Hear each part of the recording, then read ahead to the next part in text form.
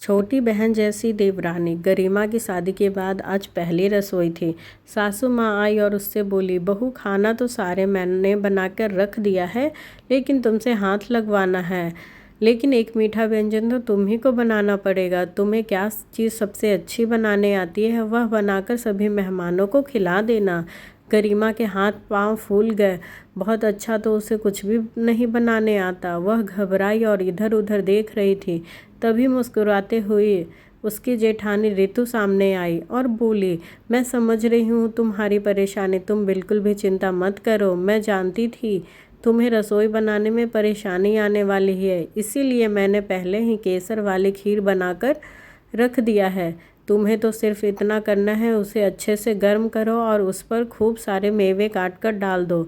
सबको बड़े प्यार और विश्वास के साथ सर्व करो। गरिमा ने वैसे ही राहत की सांस ली और कहने लगी, दीदी आप कितनी अच्छी हो। रितु बोली, मेरी कोई बहन नहीं है और मैं चाहती हूँ कि तुम मेरी छोटी बहन बनकर मेरे साथ रहो। दीदी मैं खुद अपने माता पिता की इकलौती संतान हूँ, मुझे और क्या चाहिए। आप जैसी बड़ी प्यारी बहन मिल गई, मेरा तो जीवन धन्य हो गया। जेठानी के मार्गदर्शन में गरिमा ने केसर की खीर को खूब अच्छे से सजाकर सब मेहमानों को परोसा। सभी खीर की बहुत तारीफ कर रहे थे और साथ ही गरिमा की शादी की सभी रस्में पूरी हो जाने पर धीरे धीरे सब मेहमान लौटने लगे। कुछ ही समय में गरिमा ने रितु के साथ मिलकर एक घर के कामों में मदद करनी शुरू कर दी। दोनों मिलकर फटाफट सारे काम निपटा लेते और फिर आराम से गपशप करते। रितु की शादी को 5 साल हो चुके थे, लेकिन अभी तक वह मां नहीं बन सकी।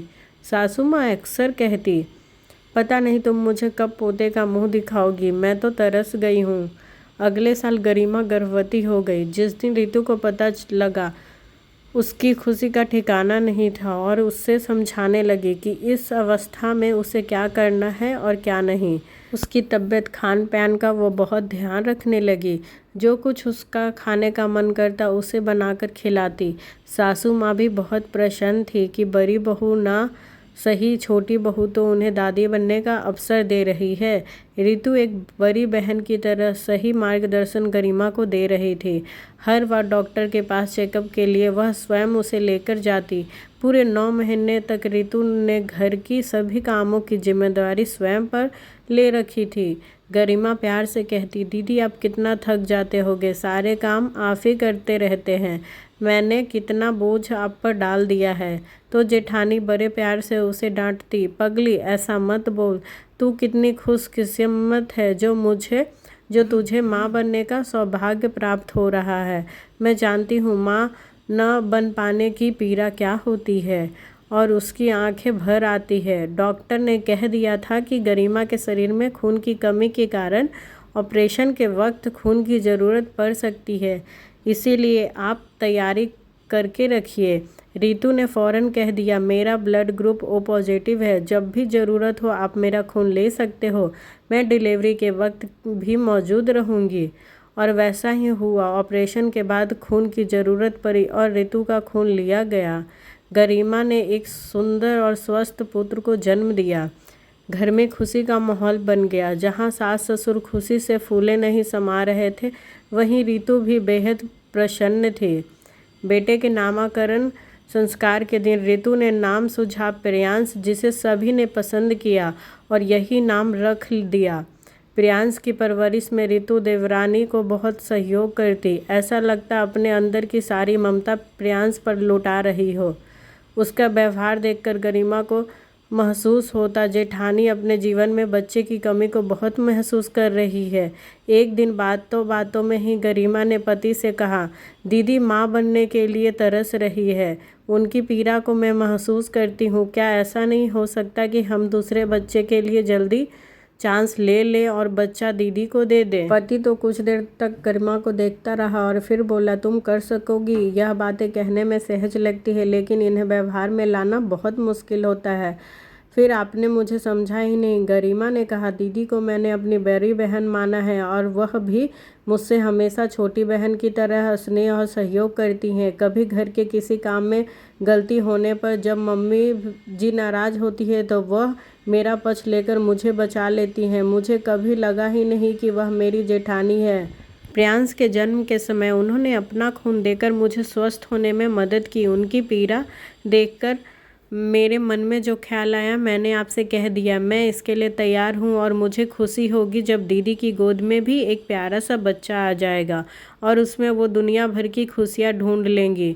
डॉक्टरों के अनुसार वो कभी माँ नहीं बन सकती। अगर हम उनकी इच्छा पूरी कर देते हैं तो सोचो, उनका जीवन खुशियों से भर जाएगा और यह पूरे परिवार के लिए भी अच्छा रहेगा। पति की सहमति से अगले वर्ष गरिमा दोबारा गर्भवती हुई तो फिर एक बार घर का वातावरण खुशनुमा हो गया। गरिमा, उसके पति तथा सास ससुर ने इस राज को राज ही रहने दिया तथा रितु और बेटे को सरप्राइज देने की योजना बनाई। इस बार गरिमा की तबीयत के साथ प्रियांश को संभालने की भी जिम्मेदारी रितु ने उठा ली। समय बीतता गया और पूरा वक्त बीतने पर गरिमा ने दोबारा पुत्र को जन्म दिया। सप्ताह भर बाद जब घर लौटी तो सासू माँ ने रितु तथा उसके पति को पलंग पर बैठाया और गरिमा ने अपने पुत्र को रितु की गोद में डाल दिया और कहा, लीजिए दीदी, अपने बेटे को संभालिए। रितु भौचक्की रह गई। पति भी हैरानी से बच्चे को देखने लगा। दोनों के मन में एक ही प्रश्न उठा, कहीं वो सपना तो नहीं देख रहे थे। उनके जीवन में इतनी बड़ी खुशी भी आ सकती है, वो तो कभी सोच भी नहीं सकते। ऐसा लगा जैसे जीवन धन्य हो गया। दोनों की आंखें खुशी के आंसुओं से भर आई। बहुत हिम्मत करके रितु ने पूछा, क्या गरिमा, क्या तुम सच कह रही हो? यह सचमुच मेरा बेटा है? मुझे माँ का दर्जा देकर तुमने कितना बड़ा एहसान किया है। मैं तुम्हें बता नहीं सकती। मैं जिंदगी भर तुम्हारी शरणी रहूंगी। नहीं दीदी, ऐसा मत कहिए। आपने मुझे अपनी छोटी बहन माना है और हमेशा एक बड़ी बहन की तरह साथ दिया, मार्गदर्शन किया। मेरा भी तो आपके प्रति कुछ फर्ज बनता है ना। बस मैंने वही किया। रितु ने बेटे को सीने से लगाकर ईश्वर का धन्यवाद करने लगी, जिसकी कृपा से छोटी बहन जैसी देवरानी मिले, जिसने जीवन को खुशियों से भर दिया है।